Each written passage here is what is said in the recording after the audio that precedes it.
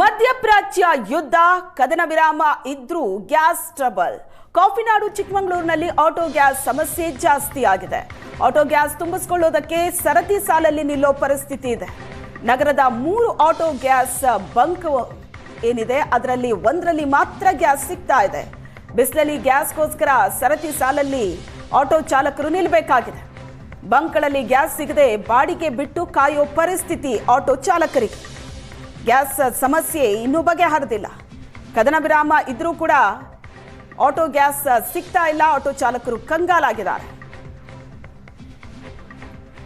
ಮಧ್ಯಪ್ರಾಚ್ಯ ರಾಷ್ಟ್ರದಲ್ಲಿ ನಡೆಯುತ್ತಿರುವಂತಹ ಯುದ್ಧದ ಪರಿಣಾಮವಾಗಿ ಕಚ್ಚಾ ತೈಲದ ಸರಬರಾಜಿನಲ್ಲಿ ಸಾಕಷ್ಟು ವ್ಯತ್ಯಯ ಉಂಟಾಗ್ತಿರುವಂಥದ್ದು. ಯುದ್ಧಕ್ಕೆ ತಾತ್ಕಾಲಿಕ ಬ್ರೇಕ್ ಬಿದ್ದಿದ್ರೂ ಕೂಡ ಭಾರತದಲ್ಲಿ ಕಚ್ಚಾ ತೈಲದ ಅಭಾವ ಉಂಟಾಗಿರುವಂಥದ್ದು. ಅದರಲ್ಲೂ ಕೂಡ ಕಾಫಿನಾಡು ಚಿಕ್ಕಮಗಳೂರು ಜಿಲ್ಲೆಯಲ್ಲಿ ಗ್ಯಾಸ್ನ ಒಂದು ದೊಡ್ಡ ಸಮಸ್ಯೆಯು ಕೂಡ ಇರುವಂಥದ್ದು. ಆಟೋಗಳಿಗೆ ಗ್ಯಾಸ್ನ ಸರಬರಾಜು ಆಗದೆ ಆಟೋಗಳು ಕೂಡ ಸಾಕಷ್ಟು ಆಟೋ ಚಾಲಕರು ತೊಂದರೆಯನ್ನು ಕೂಡ ಅನುಭವಿಸುವಂಥ ಪರಿಸ್ಥಿತಿ ಬಂದಿರುವಂಥದ್ದು. ಅಂದರೆ ಗ್ಯಾಸ್ನ ಸಮಸ್ಯೆಯಿಂದಾಗಿ ಸರತಿ ಸಾಲಿನಲ್ಲಿ ಆಟೋಗಳನ್ನು ನಿಲ್ಲಿಸಿಕೊಂಡು ಗ್ಯಾಸನ್ನು ತುಂಬಿಸಿಕೊಳ್ಳಲಿಕ್ಕೆ ನಿಂತಿರುವ ದೃಶ್ಯವನ್ನು ಕೂಡ ಕಾಣ್ಬೋದಾಗಿರುವಂಥ ಕೂಡ ಆಟೋಗಳನ್ನು ಸರತಿ ಸಾಲಿನಲ್ಲಿ ನಿಲ್ಲಿಸಿಕೊಂಡು ಗ್ಯಾಸ್ಗಳನ್ನು ತುಂಬಿಸಿಕೊಳ್ಳಲಿಕ್ಕೆ ಬಂದಿರುವಂಥ ದೃಶ್ಯವನ್ನು ಕೂಡ ಕಾಣ್ಬೋದಾಗಿರುವಂಥದ್ದು. ಚಿಕ್ಕಮಗಳೂರು ನಗರದಲ್ಲಿ 3 ಬಂಕ್ಗಳು ಕೂಡ ಇರುವಂಥದ್ದು. 2 ಬಂಕ್ಗಳಲ್ಲಿ ಆ ಗ್ಯಾಸ್ನ ಸರಬರಾಜು ಆಗದಲೇ ಅದನ್ನು ಬಂದ್ ಮಾಡಲಾಗಿರುವಂಥದ್ದು. ಇದರಲ್ಲಿ ಮಾತ್ರ ಇದೀಗ ನಿನ್ನೆಯಿಂದ ಗ್ಯಾಸ್ನ ಸಪ್ಲೈ ಆಗಿರುವಂಥದ್ದು. ಇಲ್ಲಿ 1 ಲೀಟರ್ಗೆ 90 ರೂಪಾಯಿ ಇರುವಂಥದ್ದು. 1 ಲೀಟರ್ಗೆ 90 ರೂಪಾಯಿ ಅಂತೆ ಗ್ಯಾಸನ್ನು ತುಂಬಿಸಿಕೊಳ್ಳಲಿಕ್ಕೆ ಆಟೋ ಚಾಲಕರು ಕೂಡ ಬಂದಿರುವಂಥದ್ದು. ಈಗ ತಾತ್ಕಾಲಿಕವಾಗಿ ಬ್ರೇಕ್ ಬಿದ್ದಿದ್ರೂ ಕೂಡ ಆಟೋಗಳಿಗೆ ಗ್ಯಾಸ್ನ ಒಂದು ಸಮರ್ಪಕವಾಗಿ ಸಿಗದೆ ಸಾಕಷ್ಟು ಒಂದು ತೊಂದರೆಯನ್ನು ಕೂಡ ಅನುಭವಿಸುವಂಥ ಪರಿಸ್ಥಿತಿಯು ಕೂಡ ನಿರ್ಮಾಣವಾಗಿರುವಂಥದ್ದು. ಈ ಬಗ್ಗೆ ಮಾತಾಡಲಿಕ್ಕೆ ನಮ್ಮ ಜೊತೆಗೆ ಆಟೋ ಚಾಲಕರು ಕೂಡ ಇರುವಂಥದ್ದು. ಸರ್, ಈಗ ಕಳೆದ 1.5 ತಿಂಗಳಿಂದ ಸಾಕಷ್ಟು ಸಂಕಷ್ಟವನ್ನು ಕೂಡ ಎದುರಿಸುವ ಪರಿಸ್ಥಿತಿ ಇದೆ. ಈಗಲೂ ಯಾವ ರೀತಿ ಇದೆ ಪರಿಸ್ಥಿತಿ ಸರ್?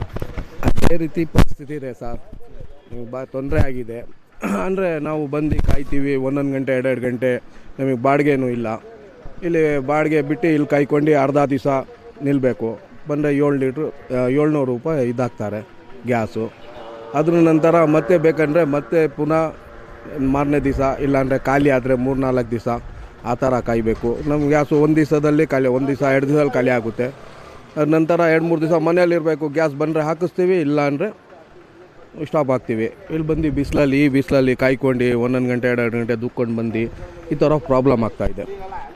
ಯಾಕಂದರೆ ಇನ್ನೊಂದೇನು ಹೇಳಬೇಕಂದ್ರೆ ಮೊದಲು ಒಂದು 56 ರೂಪಾಯಿ ಇತ್ತು. 1 ತಿಂಗಳಲ್ಲೇ ಒಂದೊಂದು ಕಡೆ 120 ರೂಪಾಯಿ, ಒಂದು ಕಡೆ 90 ರೂಪಾಯಿ, ಒಂದು ಕಡೆ 136 ರೂಪಾಯಿ ಆಗಿದೆ.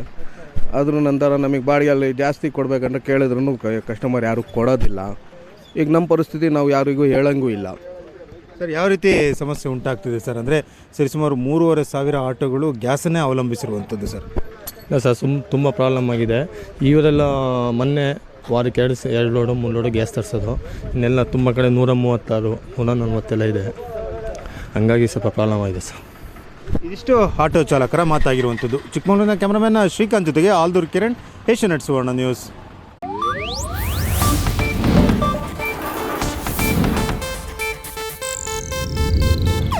ಇದು ಏಷ್ಯಾನೆಟ್ ನ್ಯೂಸ್ ನೆಟ್ವರ್ಕ್ ಪ್ರಸ್ತುತಿ.